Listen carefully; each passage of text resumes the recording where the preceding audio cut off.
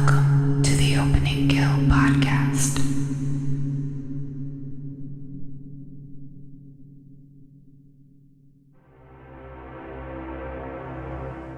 In the dead of night, the ocean keeps its secrets.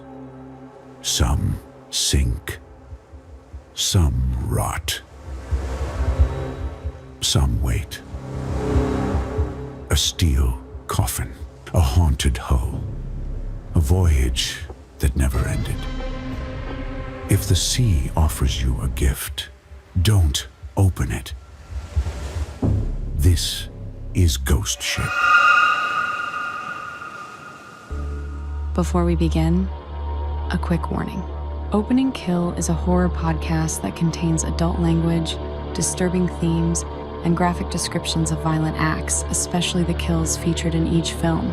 We also dive deep into plot details and character arcs. So if you haven't seen the movie we're covering, expect full spoilers ahead. Listener discretion is strongly advised. Opening Kill, the horror podcast that slices deep into the genre we love. We're talking slashers, supernatural nightmares, creature features, and everything in between. Every episode, we break down a different horror film. From its killer cold open to its blood-soaked finale, we track the body count, analyze the scares, and give credit where it's gruesomely due. From iconic franchises to hidden gems, you'll find them all here. Hosted by filmmaker and horror scholar Brian O'Connor and Michael Duran, lifelong genre fan and scream scene specialist. So sharpen your knives, turn off the lights, and let's get into it. This is Opening Kill. And welcome to episode 42 of Opening Kill, Ghost Ship. I'm Brian O'Connor. And I am Michael Duran. How you doing, Michael? You know, not too bad. I'm getting sick. So No, don't get sick. I know. It's happening. The whole family was sick last week, so I've succumbed to the virus. No. Yeah. We have like the big holiday weekend coming up next week, so I know. So hopefully I'm getting it out of the way before that happens. that's what I'm thinking. Yeah, Yeah. that fingers crossed, all that stuff, but the voice ain't sounding top notch at the moment. Yeah, we've all been there for sure. Definitely. So I saw a movie this last week that it was not a scare preview, but we did talk about it on the show last season. It's called Bloody Axe Wound. Yes, This I is- was excited for this one.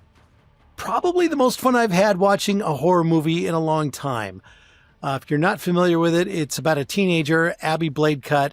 She is the adopted daughter of infamous serial killer Roger Bladecutt, who runs a horror video store built on actual murders. And she's determined to follow in her father's bloody legacy, take over the business, and she begins stalking high school peers.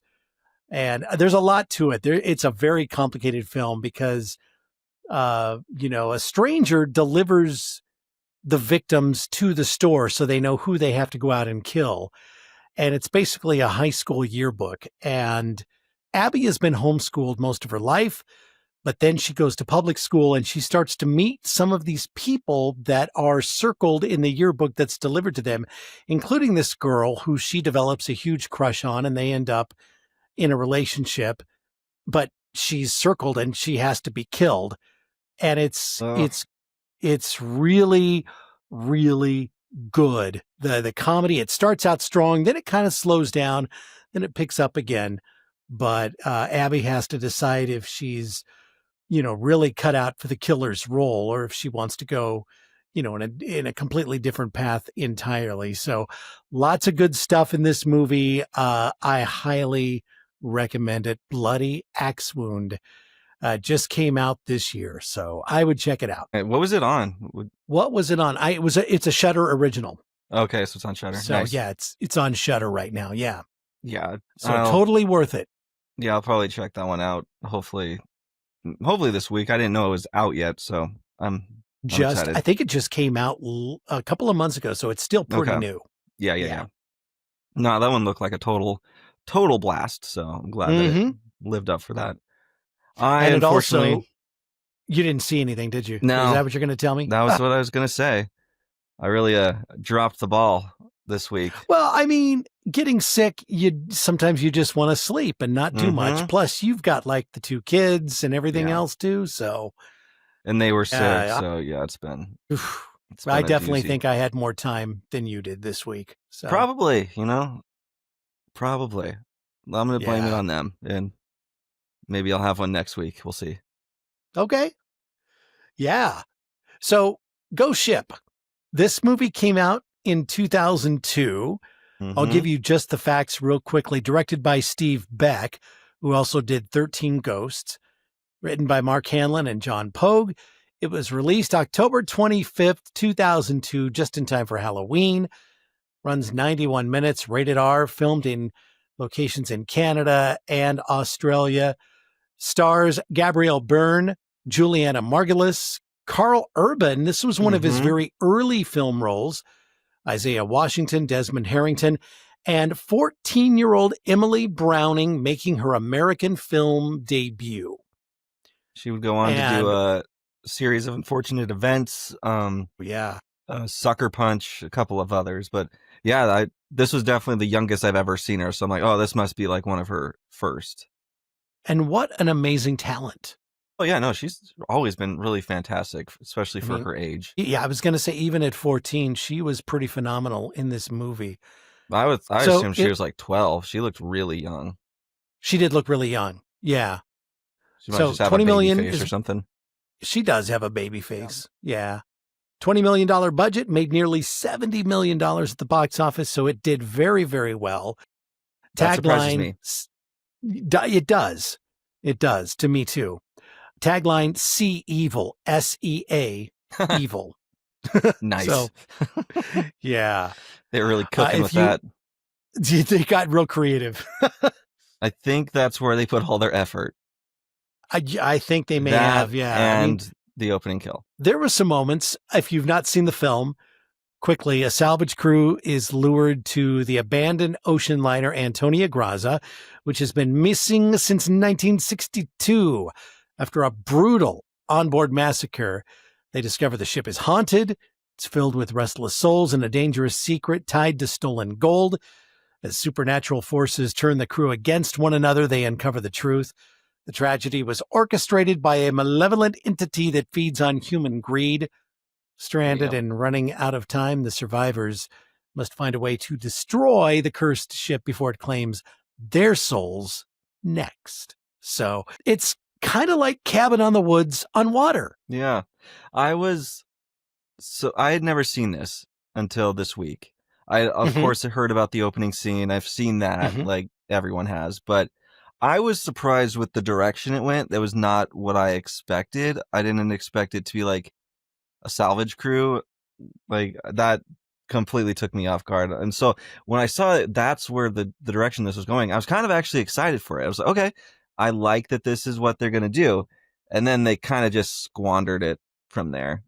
It's so much missed opportunity with this one. There's a lot here to talk about as we get into it. And I tend to agree with you. I remember seeing this in theaters and I really liked it. And then I've watched it again, multiple times since. And now I'm starting to see things that I didn't see before. And it kind of has taken some things away from this film, but it opens in May of 1962. It's a flashback scene. They're aboard the Italian luxury ocean liner Antonia Graza, and passengers are gathered in the grand ballroom. They're dancing. There's a singer. Her name is Francesca. And in a side room, an unseen individual pulls a lever, releases a tensioned steel cable hidden beneath the dance floor. The cable snaps taut across the ballroom and it slices through the entire crowd. Most victims remain conscious for a bit after this, not realizing that they've been severed because this happened so fast. They're like, there was only one survivor. Like 15 seconds. They're just kind of like, they just stand, like eyes shifting. And then finally they start to fall apart. And they're not just decapitated. This steel cable went right through their abdomens and sliced them in half. So definitely it wasn't super high. Right. And so lots of like arms, torsos, just cut in half. We do have the captain though. He did get cut across the face. And the reason for that is because he was dancing with the little girl. And so he was kind of stooped down. So he caught the wire through the face. And that's such a great scene where he's just standing there and his face just slides off. Yeah. And the girl's name is Katie Harwood. Katie, yeah. And that is she's played by Emily Browning.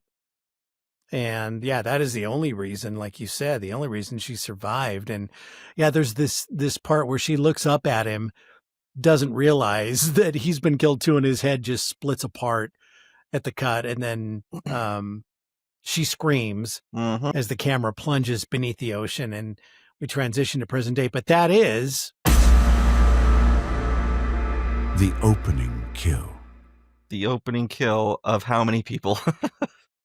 Well, we don't know, because this is the weird thing about this movie. We're going to count this as one kill because there is dialogue later in the movie that indicates there were 600 passengers aboard plus 500 crew. So that's 1,100 people.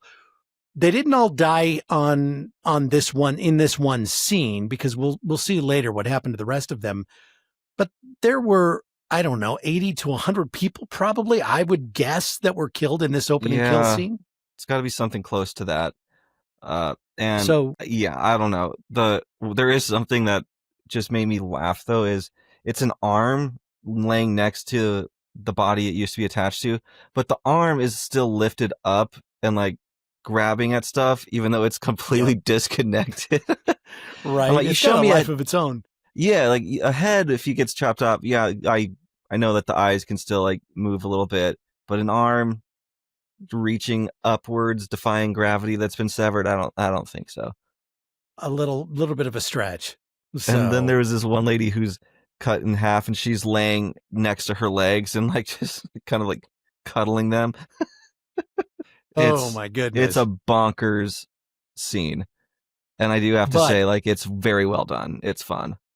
I will say this is a diamond-plated butter knife kill. Mm-hmm. It's gotta be. It's the captain's quarters butcher knife. Wait, you said butter knife? I should say butcher knife. Okay. Oh, I misspoke. Oh, okay. Butcher knife. A diamond-plated butcher knife, not a butter knife. Good God. Okay. Yeah, I was about to jump through this screen and strangle you. No, this is totally a diamond-plated butcher knife. Okay. Kill. Now we're cooking. Yes, totally agree. Great. We can be friends again. Yeah. It's about to freak out. Yeah. So same for you. Yeah, of course. So we flash forward to modern times, and there's a salvage crew, and they've just completed a successful recovery operation, and they're celebrating at a local bar. And they're approached by this man named Jack Ferriman, who is played by Desmond Harrington. He's a Canadian pilot, and he claims to have located a large abandoned vessel drifting in the Bering Sea. It's unclaimed, and it's in international waters, meaning salvage rights will go to whoever can tow it to port. And is that real? I think it is. I think I forgot to Google it. I don't know. I think you can. Yeah, I have to look that up. But when they were saying that, I was like, is that? And I meant to Google it, and then I just forgot to. Yeah, but me too. That seems interesting. Yeah. So if you were to find the Titanic, right, it belonged to you? Well, I mean, if you could get it up. Which you can't. Yeah. So I don't know how that would work. I know nothing about maritime law. I mean, you know what? It's one of the things I know the least about in life. So, probably. If I'm being honest. So at first, the crew is kind of hesitant, and the captain is the one played by, his name is Murphy. He's played by Gabriel Byrne, and he's kind of, skeptical. And then he gets on board with it, and they decide, well, maybe we should go out there and see what this is all about.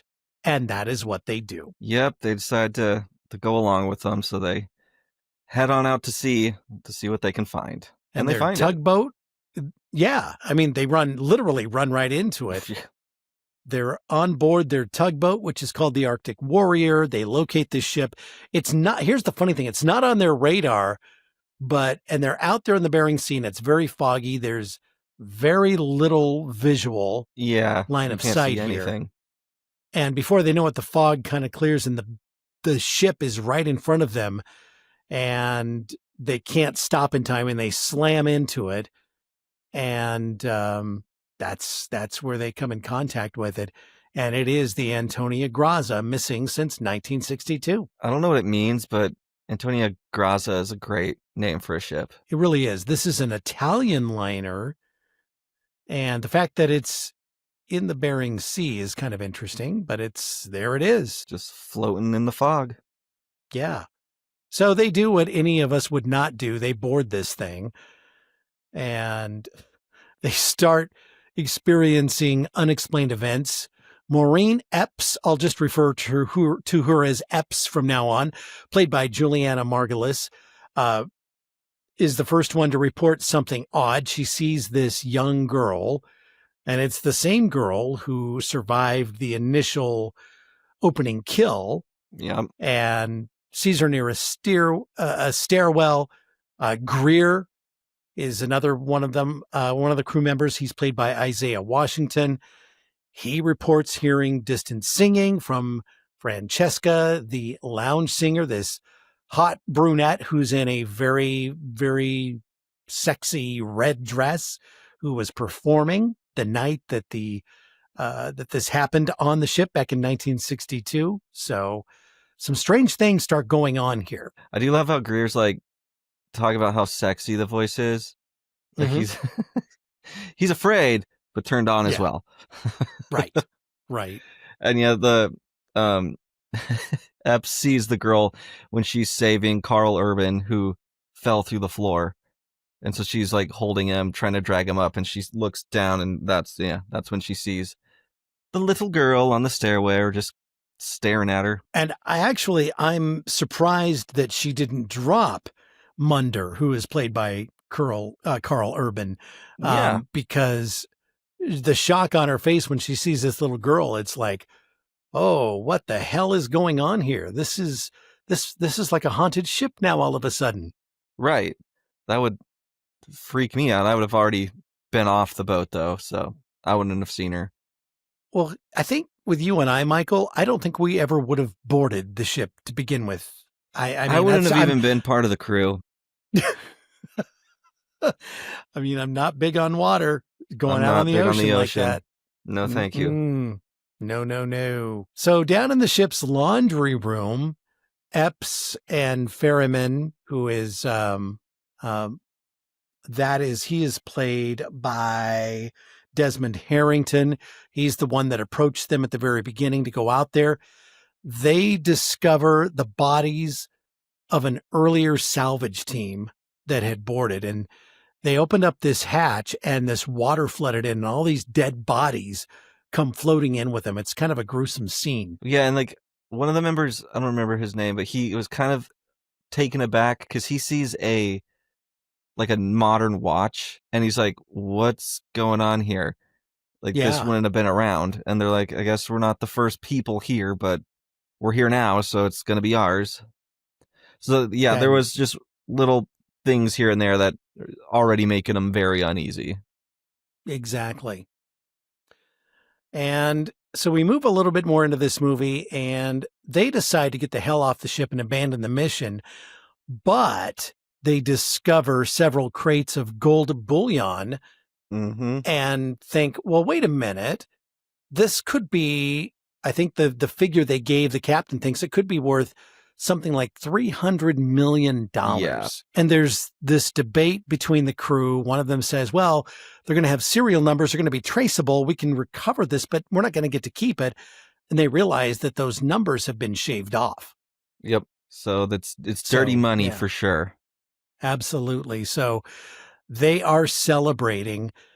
And so a couple of the crew members go back to their tugboat, and they're going to, with this little tugboat, they are going to tow this huge ass rusted ship back to Anchorage. I don't know either. and then they'll deal with the gold when they get back to Alaska. I mean, I know tugboats are powerful for being so little, but that seems like quite the job. Like, this thing's Seems huge. unlikely. Yeah. Plus, it has all that gold, so it's even heavier. Yeah. Yeah, definitely. And a chuck full of ghosts weighing it down as well. So I don't know about all that. That's the key here, because they go to start the tugboat, and not everybody. There's only like 2 or 3 people on the tugboat, I think. Yeah. And they go to start it, and it explodes due to a sabotaged propane leak. And that kills Santos, who was the one who was down in the engine room when the boat started. And the boat is no longer. It's gone. Santos dies for kill number 2. And now everybody else is stranded aboard the Antonia Graza.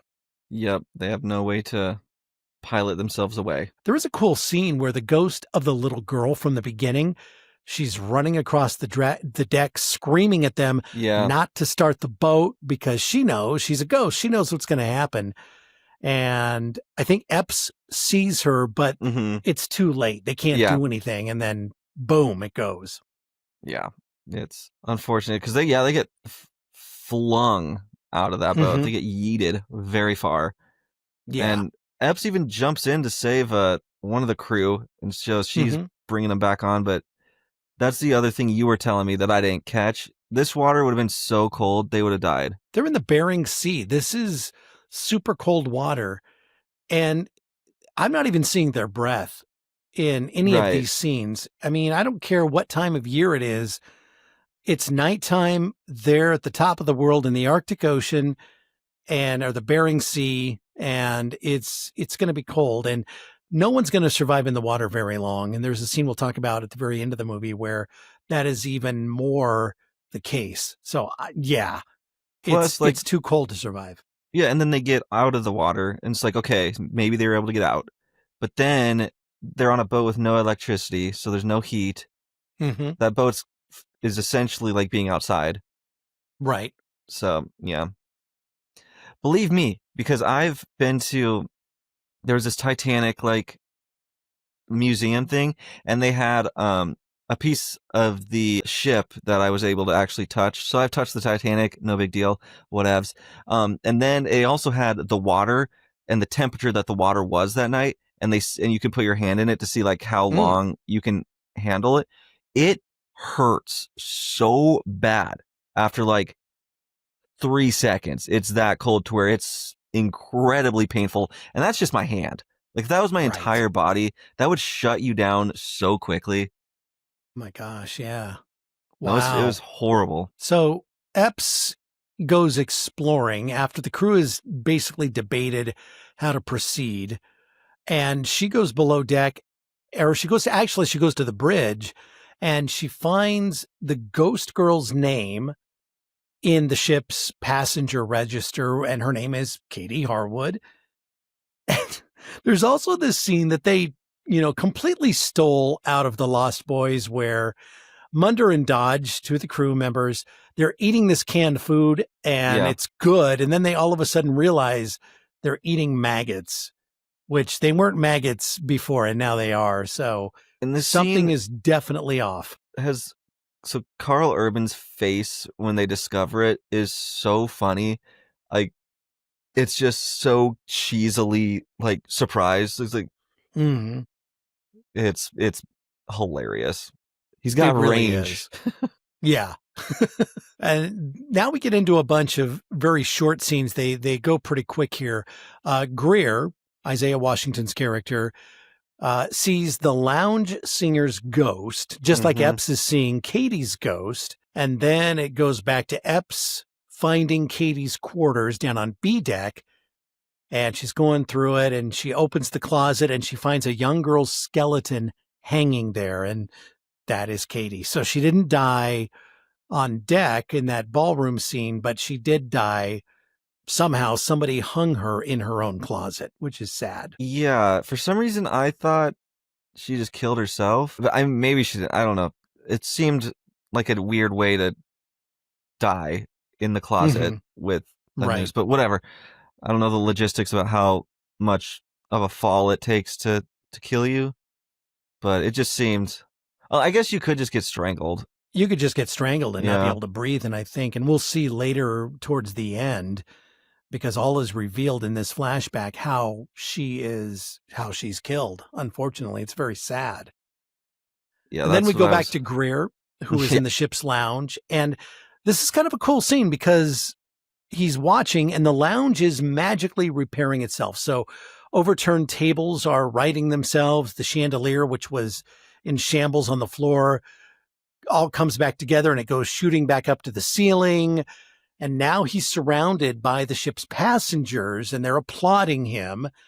And Francesca is smiling at him from behind a microphone. So it's like Mhm. he's in the ballroom and it's all good and he has no clue. No, but he doesn't care because Francesca gives him that "come hither" look, Yep. and he does. He comes for her, and she just starts taking off her clothes. She's naked, and you do hear him like because he's engaged, and he's Yes. like, "It's impossible to cheat with a ghost." So like this That's is exactly right. fine. He's just I'm justifying. going to go with this, Francesca. Yeah. He's just justifying it the entire way. And so then she comes to this like doorway.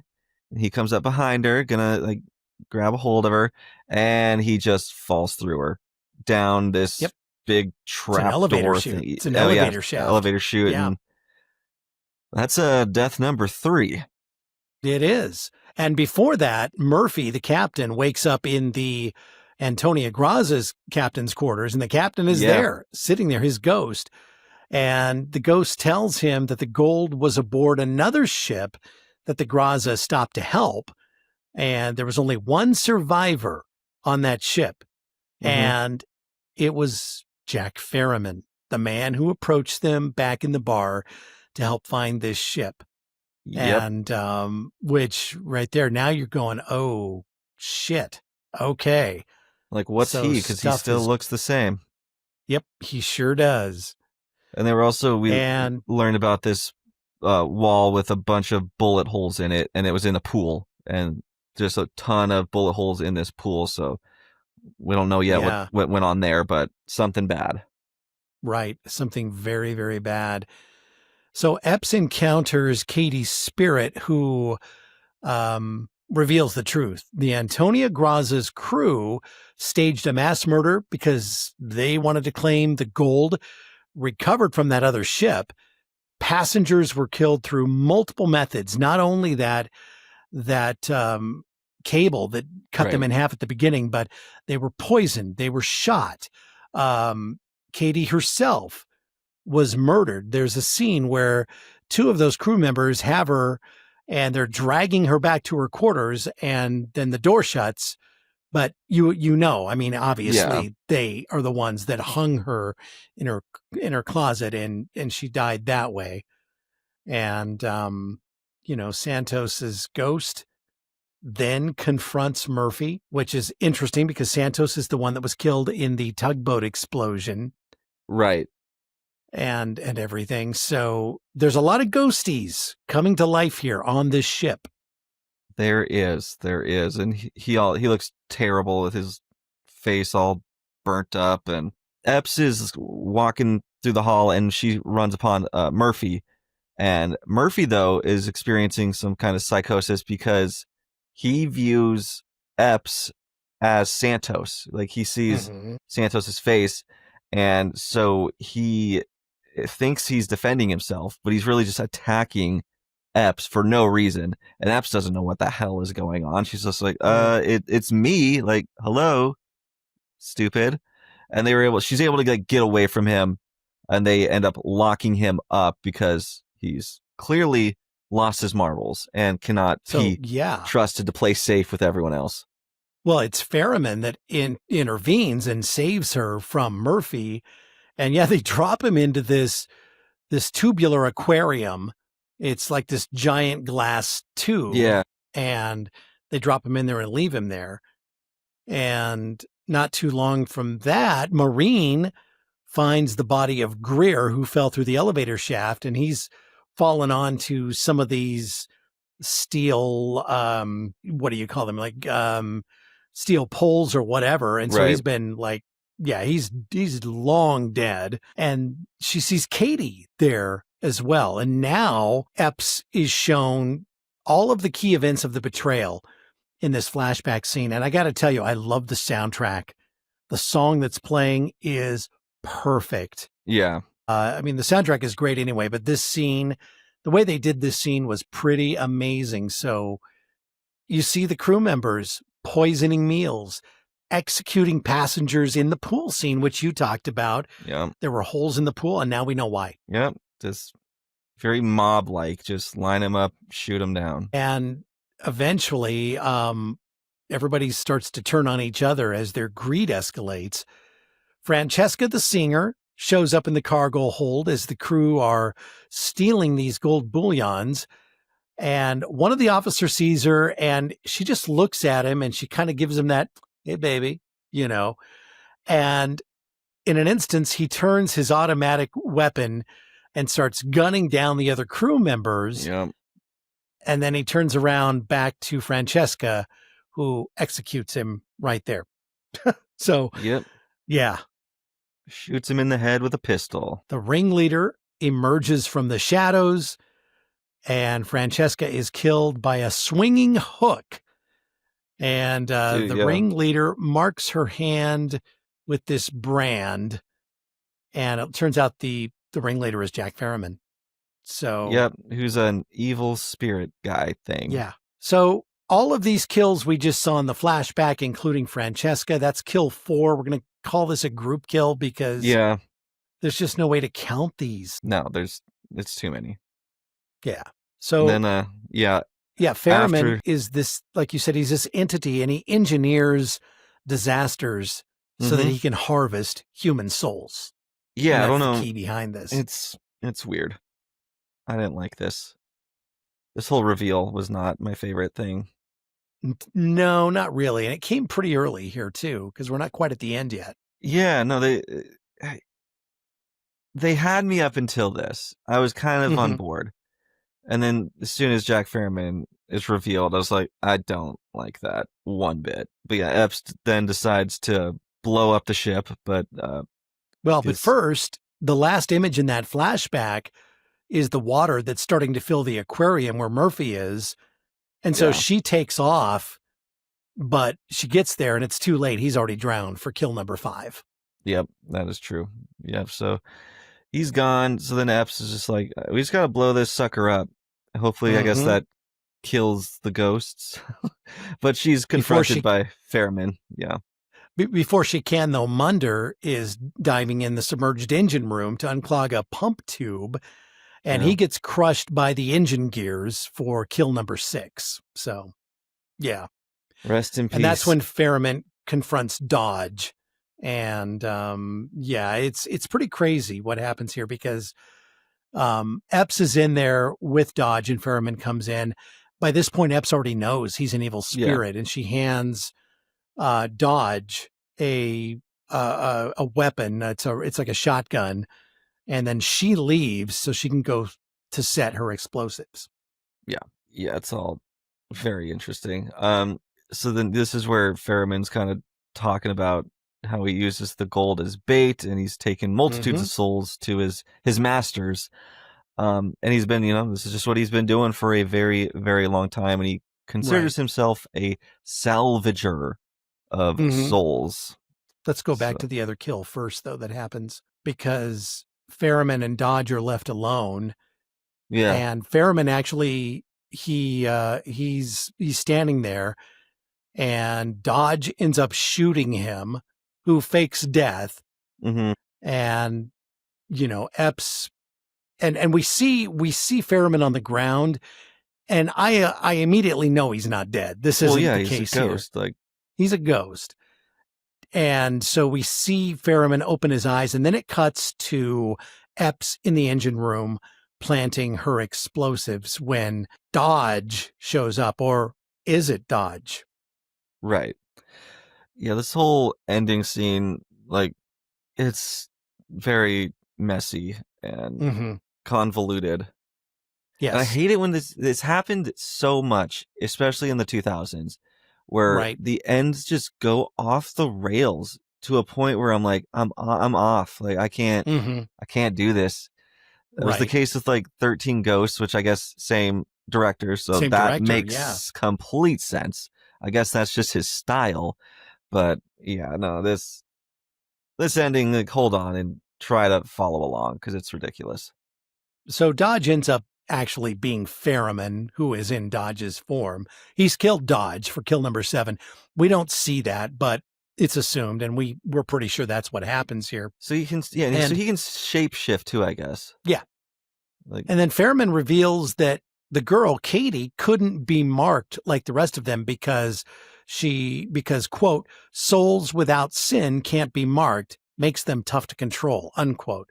So that's why Katie is not like the rest of the ghosts. She's helpful, and she's trying to help, the scavenger team here to escape this ship. And she keeps telling Epps, you guys have to get off this ship before it's too late. So, yeah. And she keeps saying like him, back before it was revealed. But yeah, I guess she's just too pure to be controlled by Ferriman.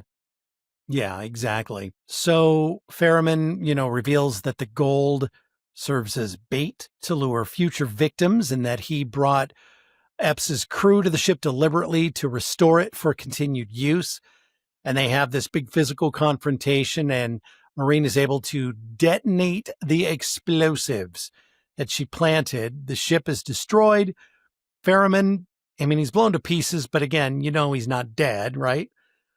And all of the trapped souls, including Katie, ascend.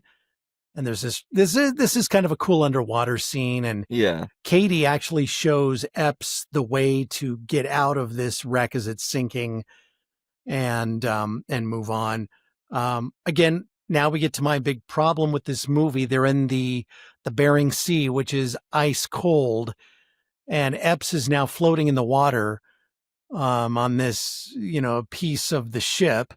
It's not a very big piece. Her body is still in the water, and she's not rescued until the next day by a passing cruise ship, which there is no way she could have survived in these waters that long.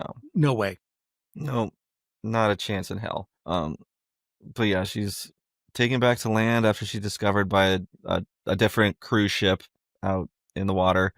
And then I have a lot of questions about this last scene.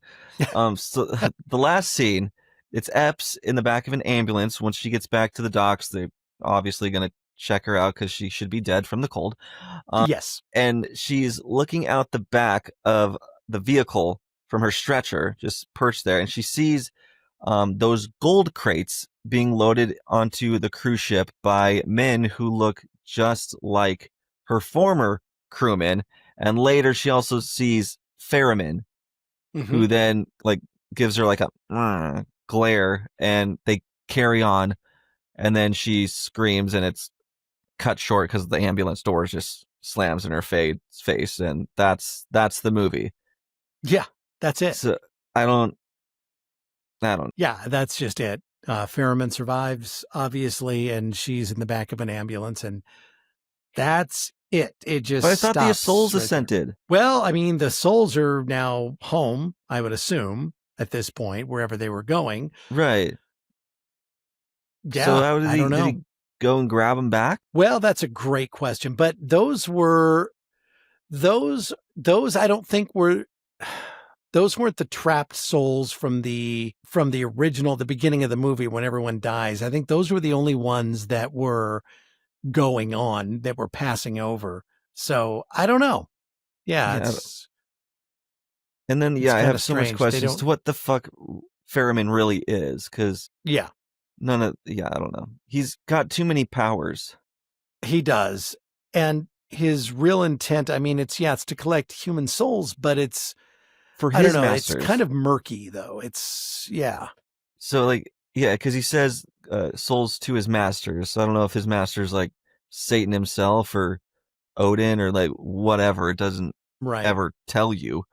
But right, exactly. It annoys me. So the final kill count, it's 7 kill sequences, but at least several hundred, and more than likely more than 1,000 Yeah. that end up dying in this whole film, from the beginning to the flashback to the actual characters that we see killed in present day time. So it's a lot.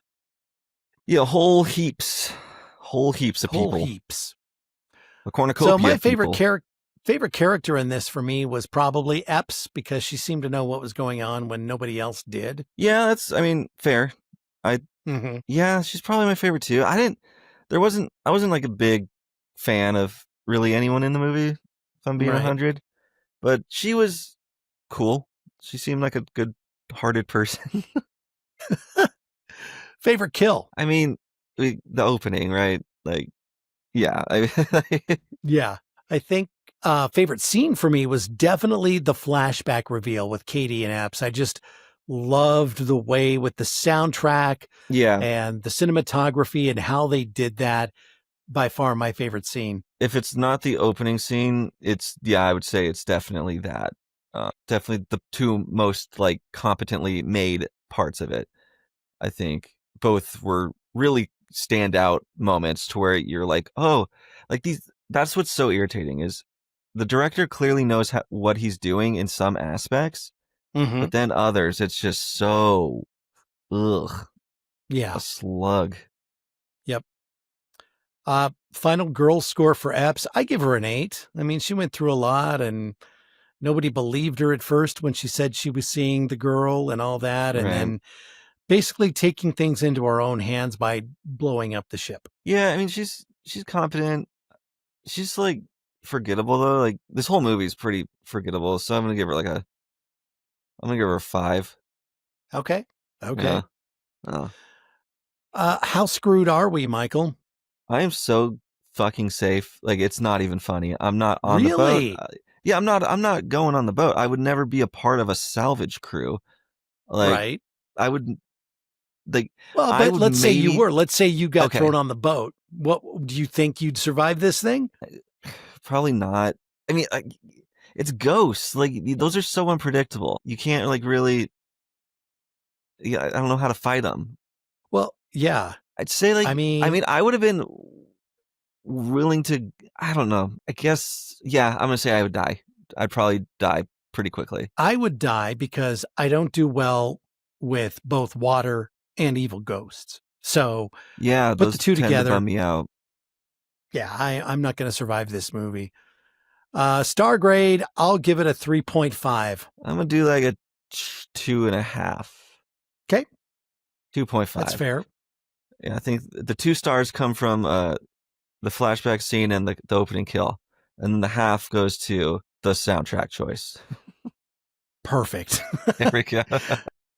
Slasher survival tip: if you find an abandoned ocean liner with no passengers, congratulations, you've discovered a floating red flag. Turn around before the ship starts doing cardio on your ass, all right? Do you think that's a great tip.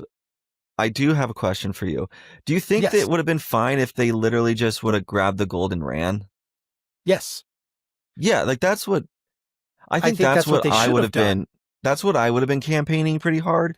Is like I would have been totally on board to steal that thing, like to get the gold, like that. Absolutely, no moral compass when it comes to that. But I wouldn't want to dick around at all. I'd be like, let's just go. Who cares? Who cares about this boat at this point? Let's just get this and go. Yep. Yeah. Oh, yeah, totally. Well, that is the difference between them and us. We were looking at just the gold, but they decided to stick around a little bit longer than they should have, and boom, Yeah, that's it. Because they care about they were like still, artifacts and crap. Yeah. Yeah, but there was a lot of gold there, and they were thinking $200 to $300 million. Get that shit and find a way off and just go. So that ends that. Yeah. So I guess I would have survived because I would have just dipped out, loaded the gold on my tugboat, and headed away. Right. Scare preview coming up, but first, make sure you check out our friend Courtney and her podcast, Jaunty Hunts. Every single week, she's got a brand new episode and interviewing the most interesting people. My wife was one of the interviews, fantastic. But she's also got like some of her friends, a couple of reoccurring guests, and just tons of new ones with bizarre stories. They're tackling all sorts of things from demons, ghosts, you name it, anything paranormal. Courtney is covering with Jaunty Haunts. Some of these stories will give you goosebumps. They're pretty intense. So yeah, for sure. And Courtney's story is she has been able to see ghosts her whole life. Didn't tell anybody about it until just last year. And now we have Jaunty Haunts. So an incredible podcast. Make sure you check it out. It's incredible. A lot of fun to listen to. And she does such a great job with it. She does. This is the part of the podcast where we preview upcoming movies that Michael and I have found that we are very excited about. And here is mine, Michael. Let's see if we got a match this week. Mine is a film called The Housemaid. Nope. Not All right. Mine. This is from director Paul Feig, who has been involved in a million different projects. Stars Amanda Seyfried, Sydney Sweeney, Brandon Sklenar, and Elizabeth Perkins. And it's about this girl, Millie, played by Sydney Sweeney, who is trying to outrun some pretty messy history. And she takes what seems like the perfect reset button, a live-in housemaid job for this gorgeous, super wealthy couple, Nina and Andrew. Nina is played by Amanda Seyfried, and then Andrew Winchester, played by Brandon Sklenar. At first, it feels like this dream gig, but no. The vibe gets really weird, really fast.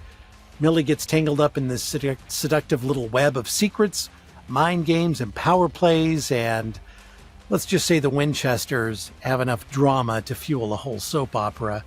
All kinds of hard-hitting twists, and by the end, you're not even sure who's playing who. So this looks very intriguing. It is being released December the 19th. Again, the movie is called The Housemaid. I love Amanda Seyfried. I don't like Sydney Sweeney, so I'll be rooting for Amanda for sure. Perfect. Mine is a little film, a little cinematic adventure called Psycho Killer. This is directed by Gavin Polone, and this is his directorial debut. So see how he does. And it's following the brutal murder of her husband, a Kansas highway patrol officer sets out on a journey to track down the perpetrator. But as the hunt progresses, she comes to realize that the man responsible is a sadistic, satanic serial killer, and the depth of his mental depravity and sinister agenda is more twisted than anyone could have imagined. This one's got really no one big except for Malcolm McDowell. He is in this movie, so horror royalty there.